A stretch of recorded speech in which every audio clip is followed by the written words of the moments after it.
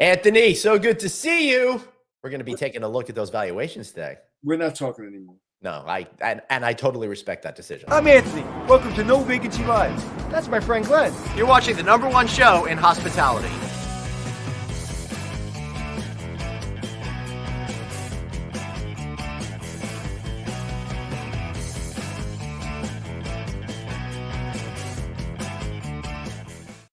Hey, everybody. Welcome to the one and only No Vacancy Live. That's the one and only Anthony Melchiori. I am the average Glenn.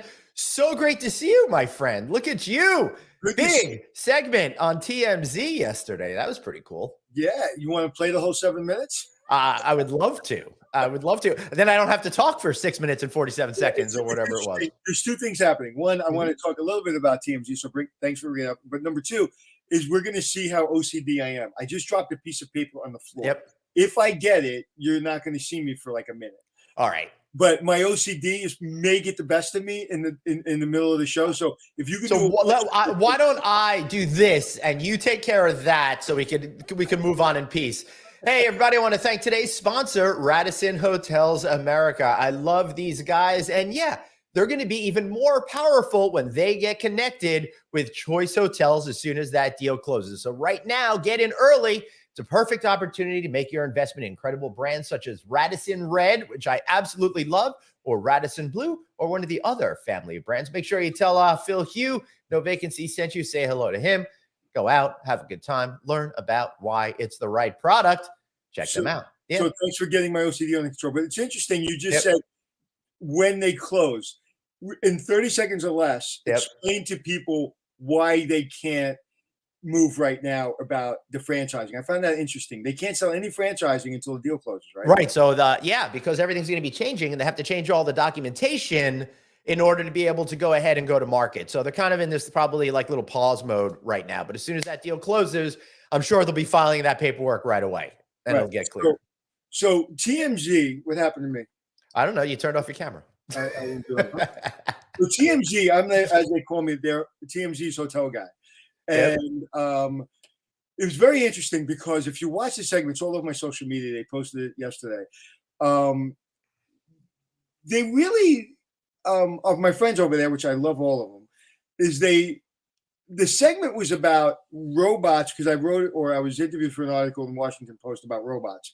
And they saw that, so they called me up, say, Anthony, you want to talk about it? So sure, I'll talk about robots. So they thought that the rates will go down in the hotel business because we're going to save on labor. And what they don't understand that one, all of our expenses gone up, including labor, and that robots are going to supplement some of the services, but you will not see a savings in your average rate. The hotel business doesn't work like that. Right.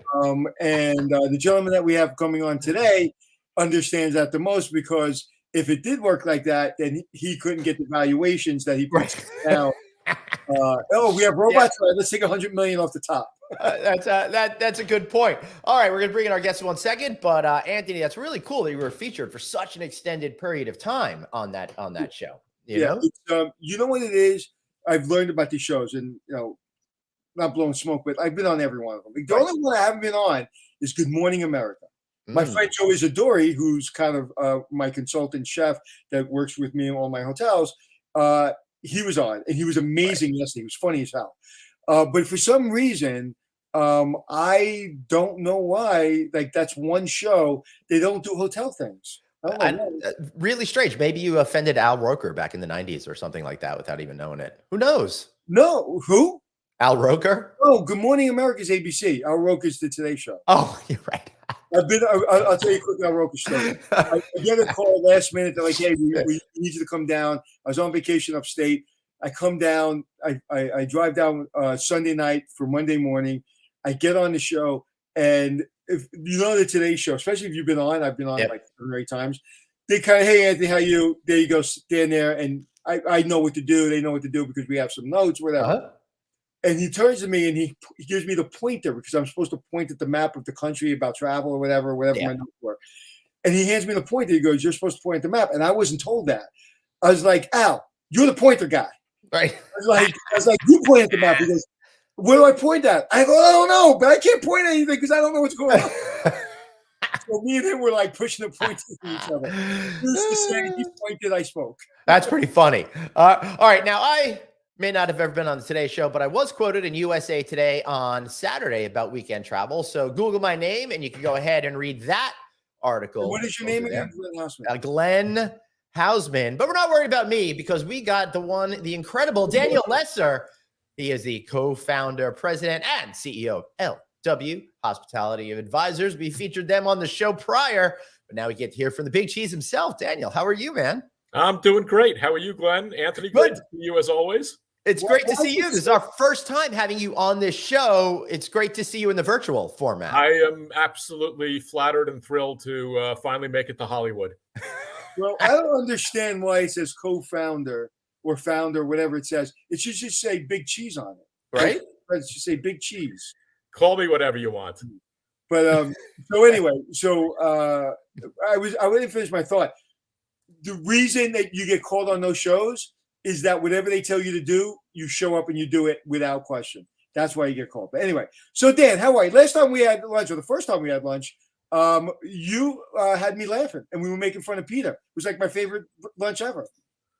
That was a good time. And I think we're talking about, just to make it official, Peter Crissati. Yes. Listen, everybody knows I say Peter. It's like saying Beyonce. Everybody knows who Beyonce is. Everybody knows who Peter is. I thought you were talking Peter Brady, but what do I know? Sort of like Anthony and Glenn, right? Somebody says Anthony and Glenn, they know exactly who they're talking about. So Peter Crissati has been in sales in the hotel business forever. Then he worked for Forbes for several years, and he introduced me to a lot of people. I think you introduced me to Peter. Did you, Glenn? Or did I know Peter? No, you knew him prior to me.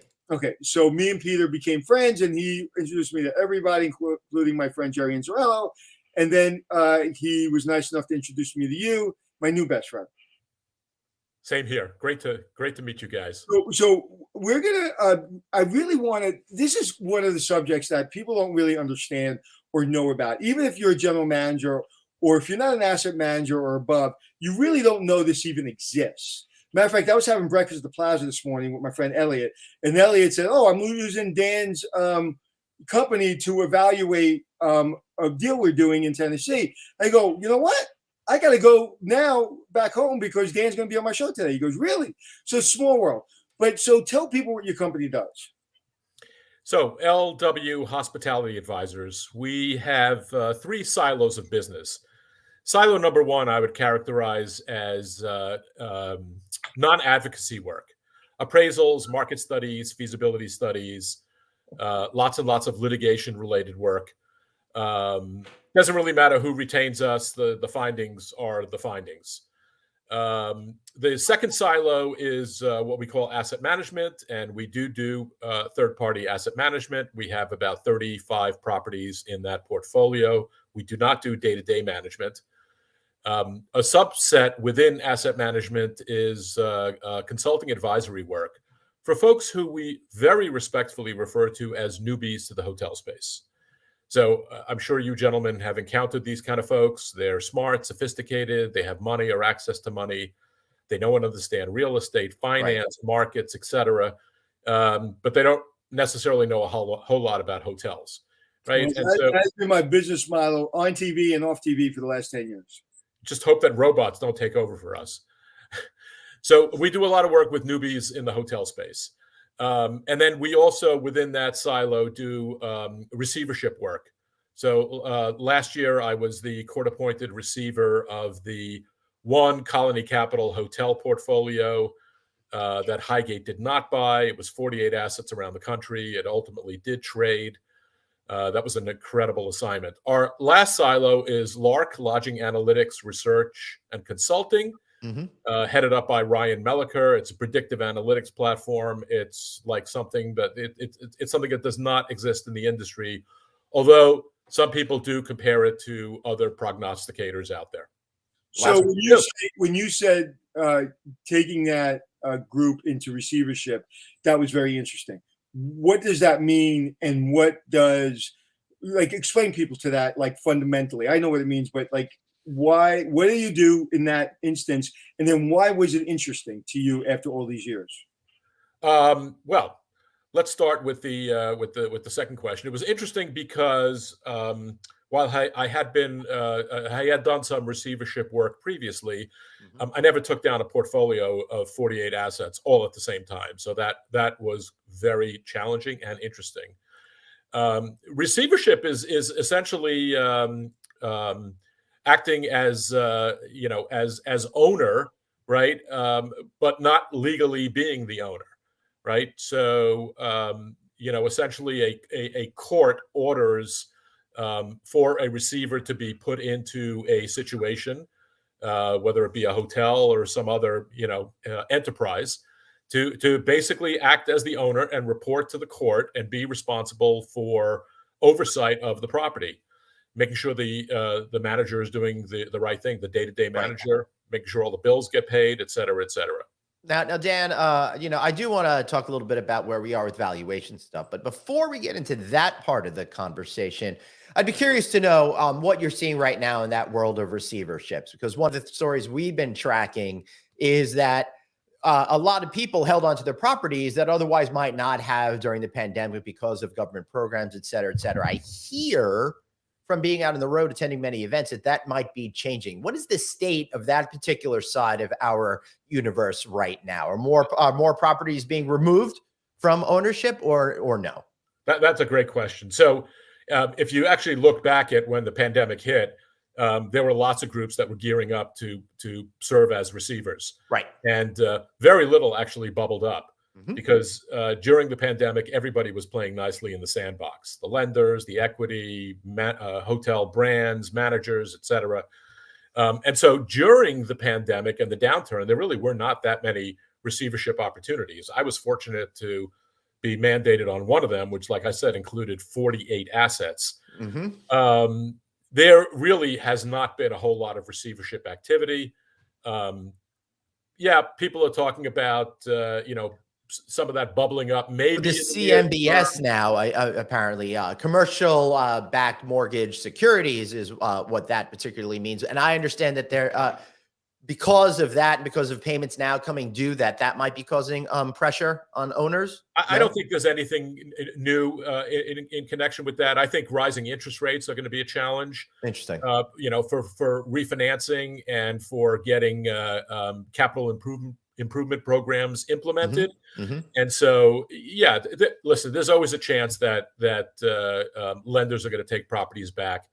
I don't see it really escalating all that dramatically, and I don't see the Right. receivership opportunities escalating all that dramatically. Now, during the Great Recession in 2008, 2009, Dan, I know because we were both at the same events, the phrase was extend and pretend. And for those watching, that meant we know that people are having trouble making payments. We're just going to pretend that that's not really happening right now, and we'll figure it out and try to be as friendly as possible. Is that a type of scenario you could see happening again going forward, or are people going to be tougher? I think extend and pretend this go around is Yep. absolutely over. It's Yeah. interesting you Interesting. use that phrase because Glenn, you might remember back in the 90s, in the Yep. early 90s, it was stay alive till 95. Right. And during the pandemic, I was saying stay alive till 25. But thank Right. God we rebounded much, much quicker. Yeah.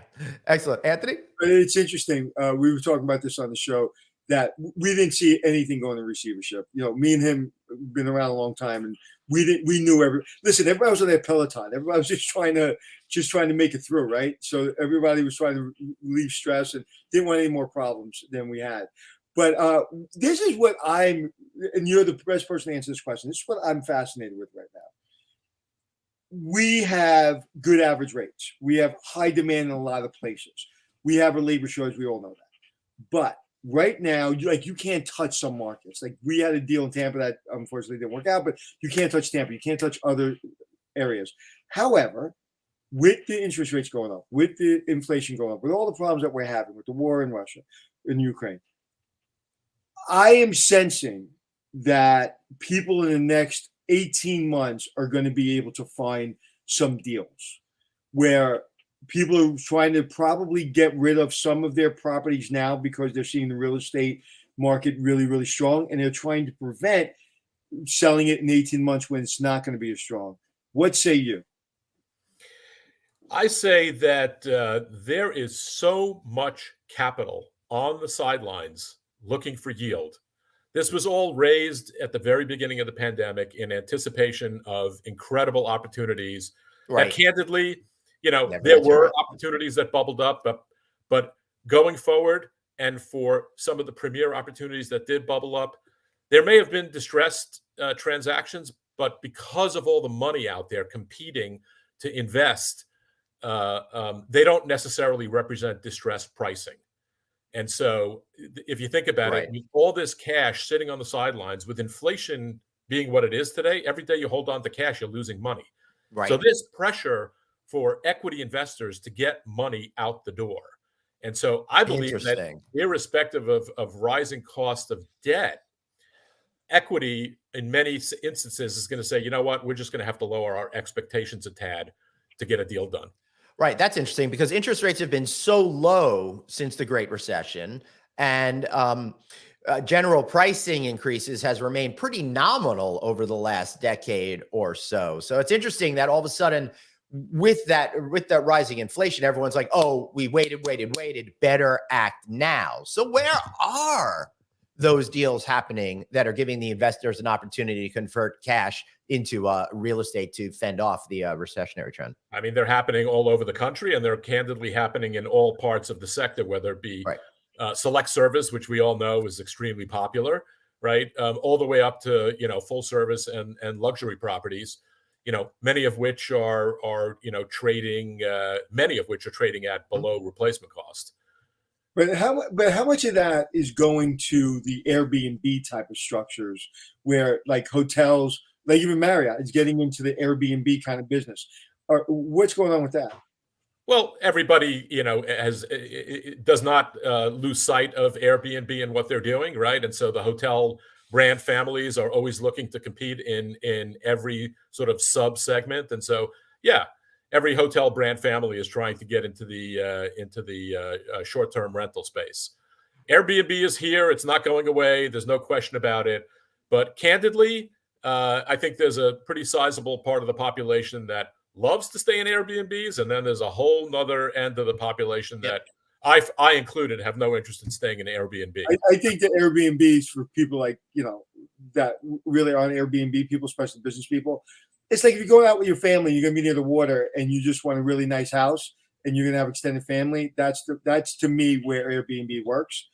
But other places, I don't even think about it because part of the problem, even with what you described, Anthony, is the quality of the product when you ultimately get there. I mean, I've experienced this whereby did an Airbnb, showed up, and it was nothing like what was illustrated in the pictures. Yeah. Well, to be fair, I've seen that with hotels too. Good But point. I will say it's a very different philosophy on whether or not you want to stay in that particular type of lodging. And Dan, to lead us into the next question, that's kind of what I like about those companies that are operating with a foot in each respective space. Of course, I'm talking about companies like Sonder. I'm talking about companies like Mint House, which just got $35 million in funding to focus more on expanding their product line. So how do you see those guys in the middle acting right now? Because I'm loving the fact that they're bigger, offer the conveniences of a hotel, and seem to marry what I like best about both categories without hitting me with some of the unpleasantness. Yeah, well, I mean, listen, alternative lodging is clearly a growing phenomenon, right? So look at glamping, right? I'm sure you're familiar with glamping. Of course. Right. And so, it's interesting when I look back at the beginning of my career, right? There were Marriott hotels and Sheraton hotels. And now that Sheraton is part of Marriott, right? Right. And Marriott is a family of 30 different brands with all different categories, now getting into the short-term rental space, right? It was much simpler back then. And then segmentation came along. And so what we're experiencing now with development of alternative lodging is even further segmentation of lodging products.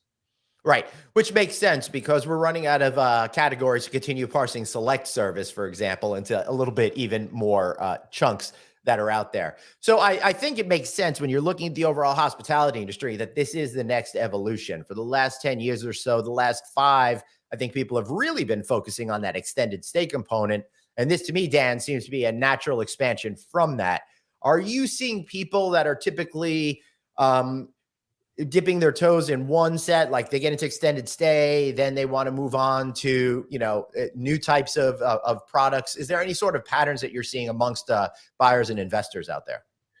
Buyers and investors that I deal with are looking for yield opportunity. They're looking to make money, right? And at the end of the day, it boils down to what's your basis in a deal, right? I think smart money is looking at downtown urban 24/7 markets and big boxes in those markets. So that goes against conventional wisdom, Dan, because smart. You would think the smart way to think about it was, oh, nobody's going to downtown urban locations anymore for events. I'm not going to invest there. Why is that notion wrong?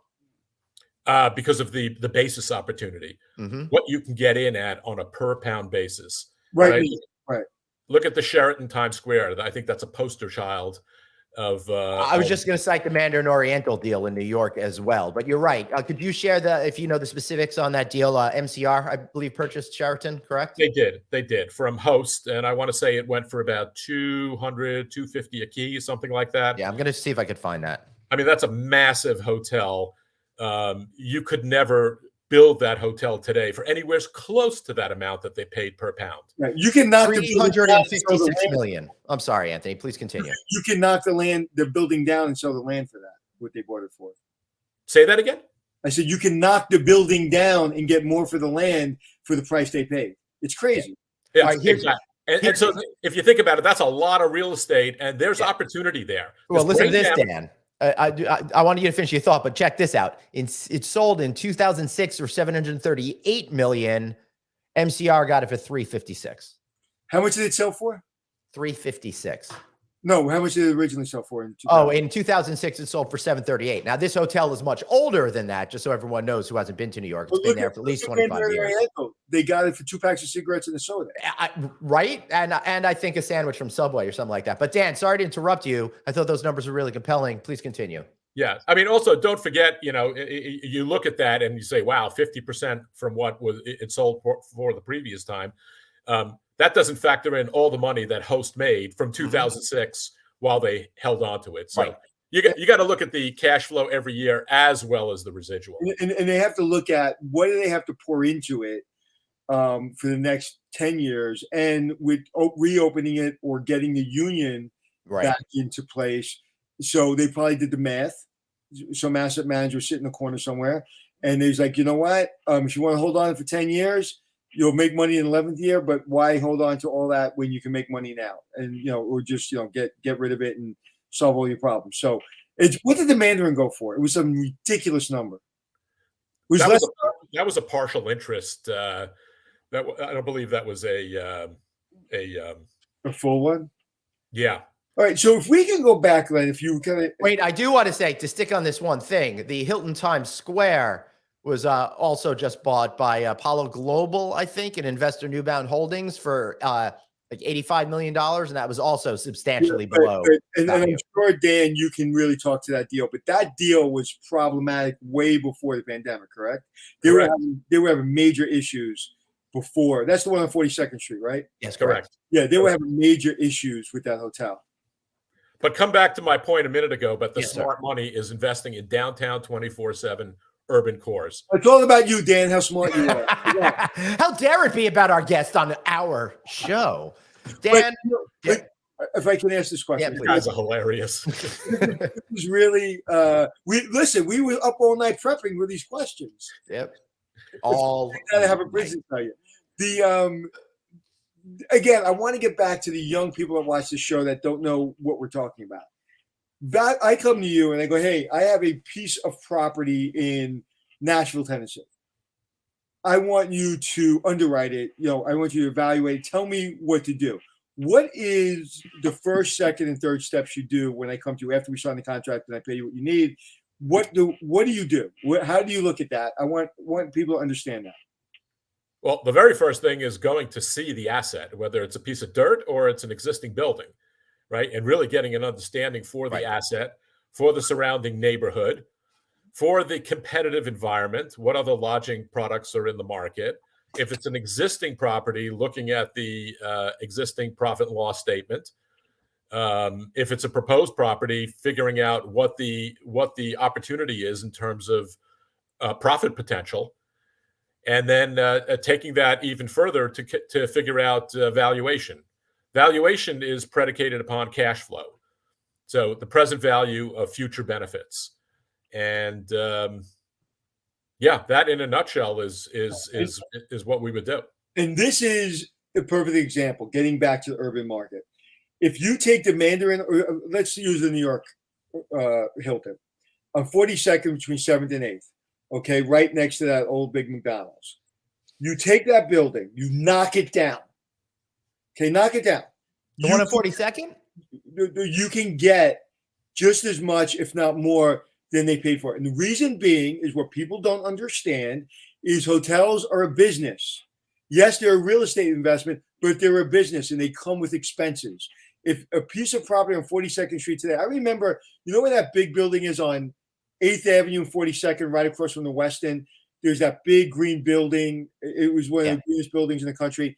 You know how much they sold the parking lot like 20 years ago. Right. It was an empty parking lot. The plot of land was this big. It was big as a box. Do you know how much it went for? Do you remember, Dan? How much? I don't. Do you remember? I have no idea how much it went for, but I know that they managed to put a lot of billboards all in that area. Well, right. But that piece of property 25 years ago was a parking lot, went for $60 million. Jesus. It was just a piece of property that was the size of my backyard. Yeah. So hotels in urban markets now, Dan's 10,000 right. Not that I have to tell Dan he's right, but that's because they're businesses and they're expensive to run. And if you know how to run the business and really get value out of those businesses, listen, if you know how to bring the Sheraton back and you wait a few years, the things are gold mine. I mean, everybody in the world had a banquet at the Sheraton sometime in their life. It's where everybody meets. Well, Dan, speaking of that, like kind of idea of knocking down hotels, I believe the Hyatt Regency at Grand Central is still due to be taken down and rebuilt. Is that still correct from your knowledge? It's the Grand Hyatt. Sorry. Right. That used to be the Commodore that Donald Trump redeveloped. Oh, right. Yeah. I remember back in like 1981 when the Iranian hostages came back to the United States. They went to go eat dinner there and go see a Broadway show. Okay. Yes, I understand that is still planned to be demolished, but a new smaller hotel will be part of a mixed use complex. Right. The Pennsylvania Hotel is in the process of coming down. Mm-hmm. I think there's a big question mark about the Roosevelt Hotel, which remains closed. So, yeah, I mean, it's interesting when you look at New York and people are concerned about all the new supply. And don't get me wrong. Yep. There's too much supply, right? You need to look at net new supply because there are several thousand rooms that have come offline in New York and will continue to come offline. Well, listen, if you look at 10 years ago, or maybe it was a little long, maybe 12 years ago, you had 67,000 rooms in New York City. Today, you have 115,000 rooms in New York City. So we overbuilt way before the pandemic. And we were in 2019, we were kind of selling those rooms. We were at an 82% occupancy at a $200-some average rate in New York City. So if they're saying we're overbuilding now, it's like we overbuilt the last 12. Again, I don't want to say overbuilt. We built a lot in the last 12 years, and people made money on those hotels. They did, but one of the things that I was hearing from general managers pre-pandemic at the top of the market was how difficult it was to make money because there were so many rooms in the market, and it was really tough for them to push rate. That wasn't. It was tough to push rate, but that wasn't the problem. There was a lot of labor contract. Came to fruition, right? Which throws the expense income out of whack. When they negotiated the contract in 2009, whatever they negotiated it, a lot of stuff started coming due in 2016, 17, 18, and that really hurt the industry. Again, the employees were taken care of, but it was hard to make money. So Dan, smart money, urban core. So you fundamentally believe that those hotels will be full, selling out rooms, selling convention space, filling up those restaurants very soon? I'm not saying they're going to be full, but I do believe that the convention market is coming back. I also believe that some of these opportunities, offer possibilities to do something different, right? I'm not saying this is what should happen with the Sheraton, but Right. I've seen large hotels, 1,000-room properties, get redeveloped into 3 different brands. Right. I mean, Makes sense. you guys have seen this too. It's worked successfully in Las Vegas. Why wouldn't it be in New York? We've seen some buildings like that completely in New York. Exactly. You know, it boils down to highest and best use. So listen, that building's not coming down anytime soon, the Sheraton, right? And they're going to figure out what to do with it. And guess what? Even if they don't figure out what to do with it, at $250,000 a key, right? I don't see a whole lot of downside. Right. You just have it sit on the books for a while, and right. Take your loss. And in case anybody's curious, the folks that did buy that hotel is the same group that built the TWA hotel at JFK Airport, which has become extremely popular in pop culture. And they're long in New York. They bought the Lexington Hotel. Yep. They bought the Royalton Hotel. Wow. Yep. So again, very counterintuitive, but I like it. That Lexington hotel. I hope somebody does something with that hotel. Right. I mean, Anthony was saying it in the deepest, darkest moments that we were having in 2020, that New York will be back and it's going to be a great investment. Listen, people with money on the sidelines look at this moment and they go like this and they go to work. Mm-hmm. And it's very simple. Dan and I can walk into a building today and know, without having an asset manager look at it, buy it or don't buy it. It's like, we've been doing this a long time, and you just know. You just know the area. You know what is the ability of that market to do numbers. And what I would say, mixed use, and Dan, again, I don't know, but the mixed use and limited service hotels are where people are putting their money. If you can give me a 170-room hotel with no food and beverage in New York City, go to sleep, printing press in the basement, and you're good. Lucerne Hotel taught me the greatest lesson in the world. I won't give you numbers because it's not fair to the family that owns it, but 170-room hotel, no food and beverage, 2000, I don't know, when was I there? 2000, let's call it 9. Made 50 to 60% on their money, bottom line, no headaches, no problems. You go to the Waldorf Astoria, making $300 million, and they made less profit than a hotel like that. So I'll take one of those hotels any day of the week. Anthony, it's interesting. If you look at Nashville and what's going on today right? Gosh.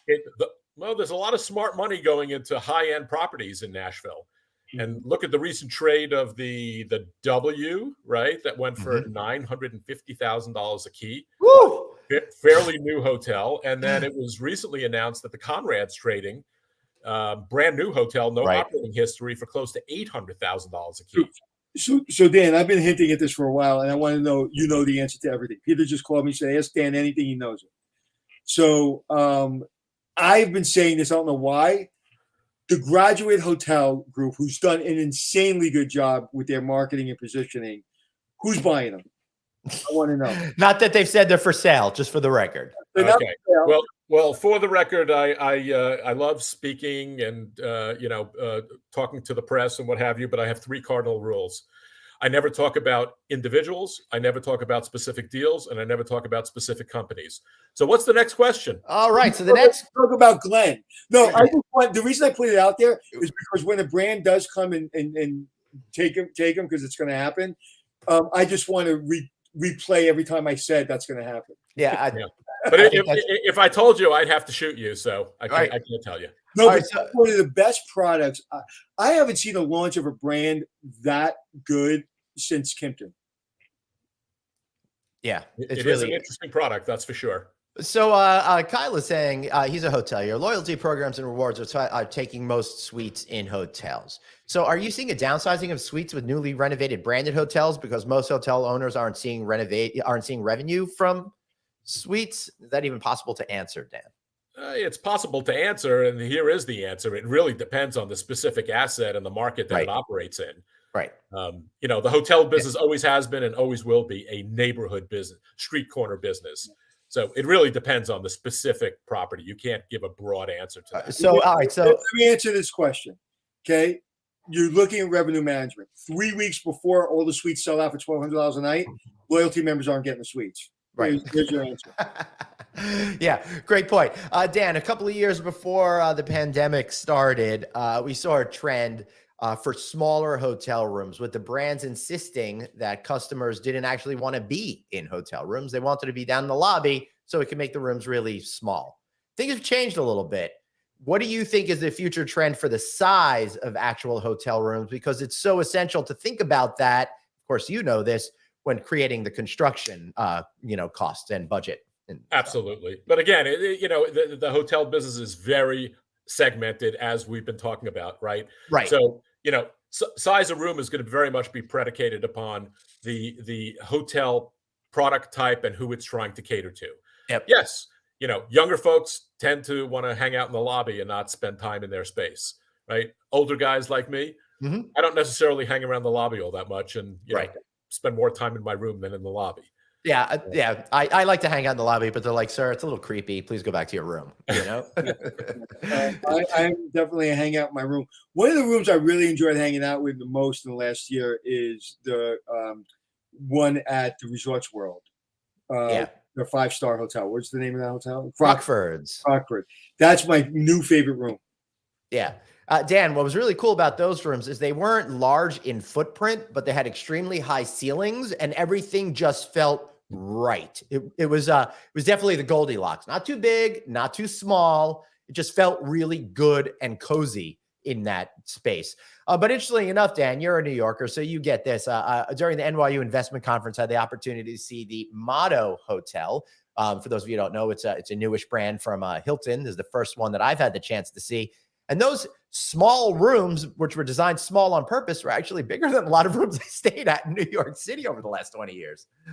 So sometimes small room isn't so small after all. I mean, listen, I've actually stayed in a Moxie on 7th Avenue and 35th Street, I want to say. And that's a great property. It is a great property, but it was a tiny, tiny room. You know what? For the one night that I stayed there, I checked in at midnight and I left at 7 a.m. It was perfect. Yeah. It's funny. I was going to say to Moxie. Moxie's done another company that's done a really, really good job.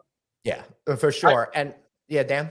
I was going to say, I had a meeting last week in Crystal City outside of Washington, D.C., and ended up staying at the Marriott in Crystal City and was very pleasantly surprised. That's an older property. It's been nicely renovated. It's in pretty good shape. But I walked into a very generously sized room, which you don't see them built. You don't see them built like that anymore. That's why everybody loves the Marriott Marquis in Times Square. Big, big rooms. I stayed there during NYU. They did a phenomenal job on the rooms there. They really did. Yeah, Anthony and I had a chance to get a back a house tour and a whole thing last year with the renovation. It was so much fun. And I love what they do with the. I'm an operation guy, so I love the kitchens. I love the way they built them, where they built them, how they built them. It was just really. There's such a science to building a convention hotel, right? The right way. It's like you literally put the bathroom or kitchen 10 feet off where it's supposed to be, and it screws everything up. What about what they did on the 8th floor? I thought that was phenomenal. Phenomenal. That's what I'm talking about. And for those of you who don't realize, they really transformed everything. In fact, they took where the registration was, totally put on the other side of the building, reconfigured absolutely everything, rethought the spaces they had. They had some old meeting space that didn't make sense. They converted it into something practical. And now, what I thought was great was I think they've learned all of the lessons that we've learned in hospitality over the last 40 years since it was built, and then put them into the reimagined Marriott. You know what I loved? When we walked through during construction, remember those booths along the hallway on the 8th floor? Okay. And so I said, those booths during the convention at NYU, it's going to be amazing. Everybody's going to do deals there. Do you know they charge you to sit there? Mm-hmm. Every seat is being charged for those booths. I think that's fantastic. It is. I think we should give credit to the good folks over at the Burba Hotel Network for doing that first at Alice, I believe. Right. The Marriott Marquis in New York is a very interesting sort of case study, right? When that hotel was developed, late 70s, early 1980s, New York was sort of like it is today, a little bit challenged from a. You can't compare it to the Fair enough. Those were really the bad old days. But that hotel was built as a fortress, very internally oriented. And as New York and Times Square evolved in the 90s and the 2000s, it's interesting to see how they redeveloped the exterior to try to make it more welcoming to the outside. So people to understand how serious that was, it was pretty scary there. I mean, all of 42nd Street was porn stores, and you could get drugs and fake IDs, and that was like all of Times Square, basically. So to put that kind of development into that place at that time was pretty risky. And when you say it was kind of built within itself, it's like you'd have to drive in everything because everybody wanted you to stay off of Times Square. Yeah. You have to drive in so they can control it. But I actually worked at the second biggest hotel in New York City after the Marriott being built, was the Embassy Suites right across the street on 47th and 7th, which now is taken down and something else put up, another Hilton product. And I remember those days. That's why when you're saying to me, like that area, I remember going from 42nd Street, from 7th Avenue to 10th Avenue. The time you got to 8th Avenue, you were paying attention and you were ready to be killed. Yep. Like you were petrified for your life. Walking with purpose, and you want to make yourself look tough. And what's interesting is, I think doesn't get enough credit, all these morning shows for New York. Because when they went out on the streets in Times Square and they went out on the streets on Rockefeller Center and showed how beautiful New York is and that was coming back, I think that really helped New York come back. Yeah. But back in the day, it was scary as it get.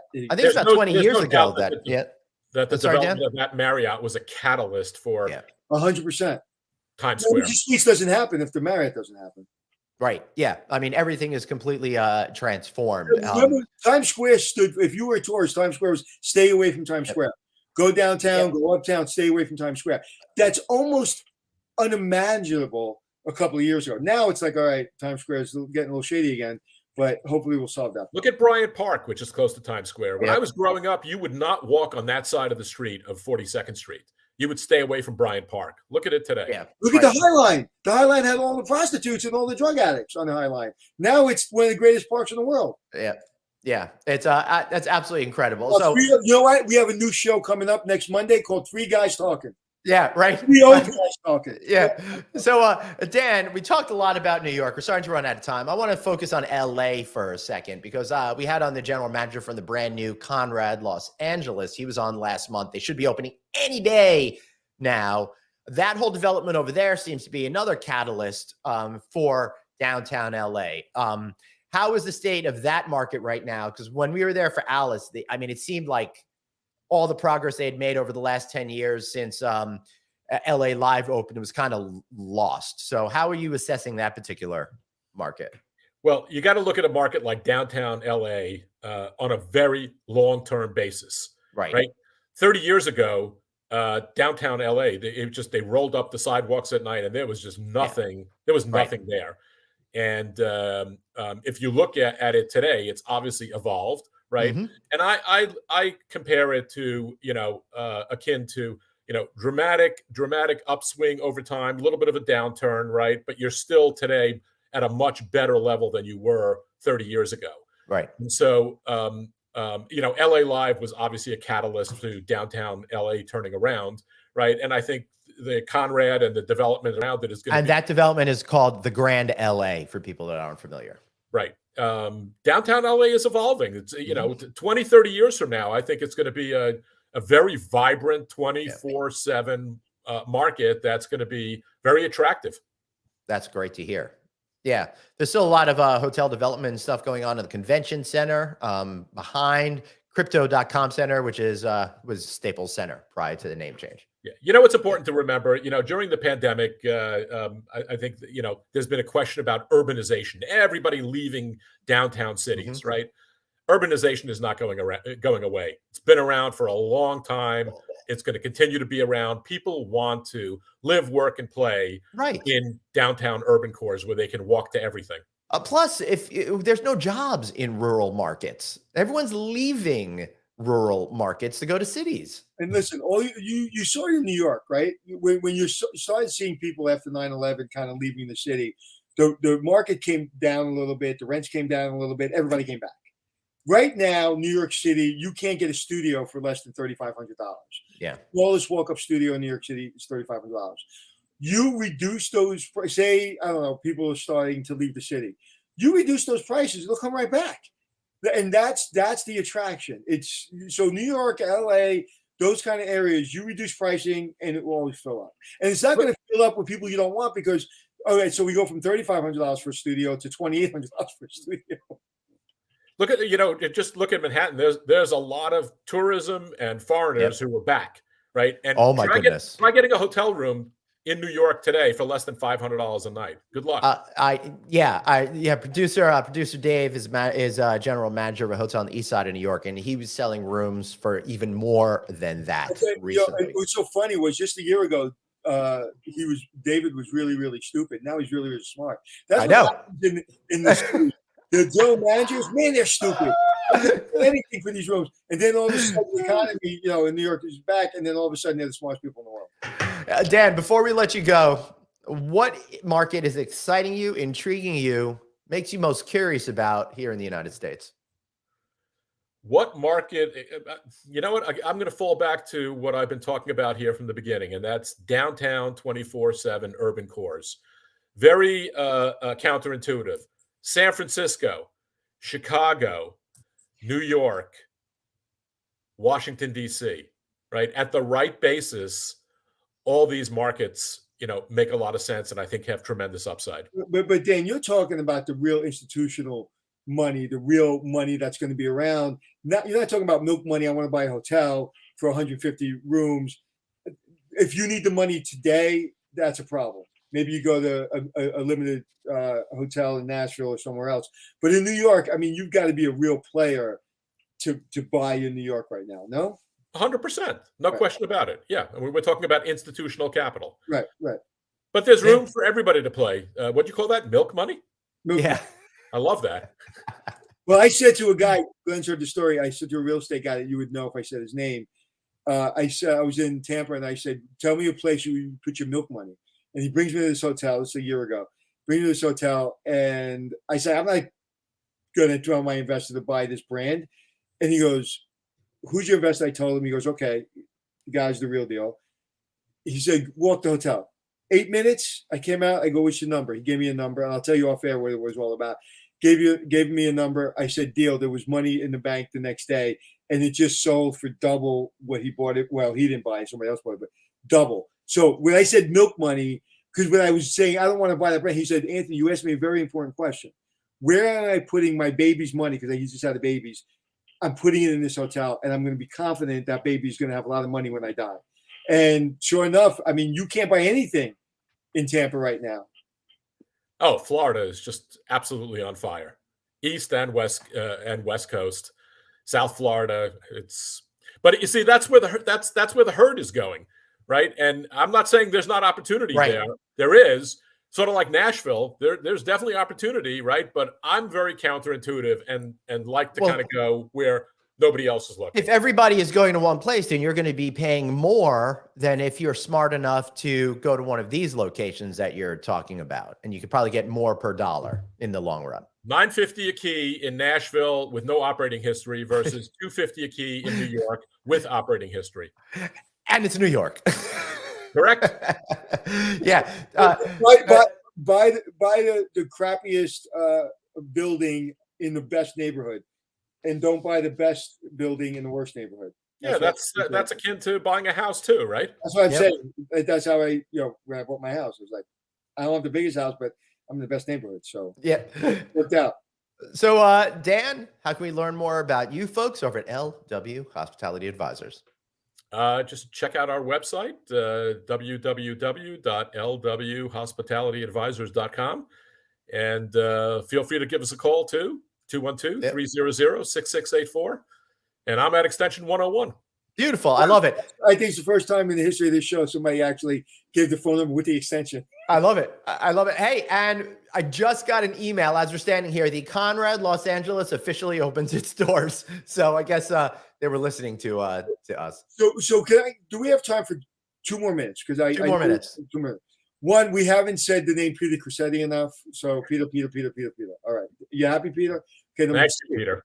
Number two, people look at you and you have a successful business and you're the guy, everybody knows you, everybody, you can answer a lot of questions, right? You're an encyclopedia.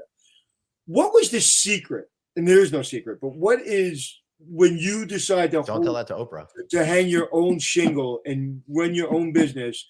What was the defining moment of your business? The defining moment of making that decision? Defining moment of like shit's hitting the fan, but I'm gonna hold tight and it's gonna work. You know what? I've always believed in being highly ethical, hard work, and I'm also a big believer in failure's okay. You learn from your mistakes. Nobody's perfect, and if you just follow those tenets, and all we all have are our reputations, Yep. right? And it's very difficult to build a good reputation over a long period of time. It's very easy to kill it in a nanosecond, right? So I'm all about maintaining my reputation, and I'm also a big believer in life's all about relationships. People like to do business with people who they know, they Yep. like, and they trust. So that's sort of my secret sauce. It's not that secret, like you said. But for those people out there trying to start a business, listen to those tenets, and you'll never ever have a problem. You'll have challenges, you'll have failure, but you will never have a problem. If you walk into a convention and I mention your name or Glenn's name, or hopefully you mention my name, people have an opinion, and it's not perfect. We're not perfect people, but people know they can rely on us, and that's the number one priority of business. That if you say something, do it. Rely and trustworthiness. Right. You working with Peter now? I'm not so sure. Daniel, thank you so much for being here, man. Appreciate Thank you for having me. We'll see you on the I'm road. going to be calling you soon because I have to ask you a question. When I say soon, it may be in 10 minutes. All right. I'm waiting for your call. Great to see you guys. See you, Dan. Bye-bye. That was great. He's great. I love him. I like him too. As I met him, we fell in love. Yeah, he's really cool. I've known him from the circuit for a very, very long time. I want to thank you all for joining us here on what is National Air Traffic Control Day. So thank your air traffic controller for helping steer your plane to safety. If you have a chance. We have a moment for air traffic controllers that no one thinks about them, but they are so critically important. I saw planes. I was at the beach on July 4th in the morning, and I saw two planes literally look like they were racing each other, JFK. Right. How do they keep those planes safe? Right. To each other? I'll tell you what, you ever fly, of course you have. If you ever fly into the Atlanta airport, they have parallel runways. And sometimes you look out your window and there's another plane right there flying right alongside you. It's crazy. I was like, look, I've never, and I live right near JFK Airport. So over the water, I mean, you can literally come out of you can sit on sometimes I do, I'll sit on the beach and I'll see the planes come out of the clouds.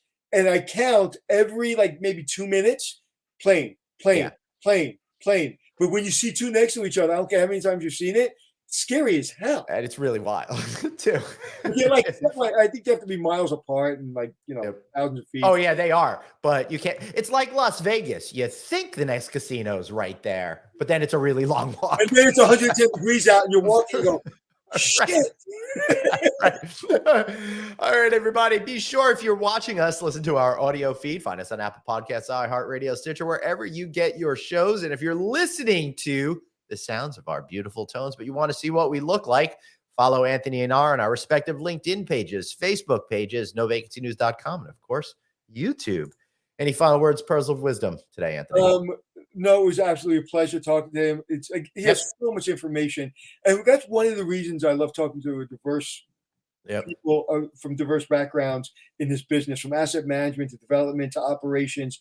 It's just fascinating. Like no one would think that's where all the Cornell kids go, right? All the Cornell kids go to these kind of companies and development companies and real estate companies, and they use their Ivy League brain for the development of hotels. But once the hotels get developed, guys like me come in and we operate it, and I find it fun. But as I get older, I find that side of the business, the development asset management, just as much fun. Yeah, it's really, really fascinating. All right, everybody, we'll see you tomorrow with the Chief Development Officer, Marriott North America, Noah Silverman. Really looking forward to that show. And until then, remember, you've got one life, so blaze on and be kind to yourself. See you all tomorrow. Chief Development Officer.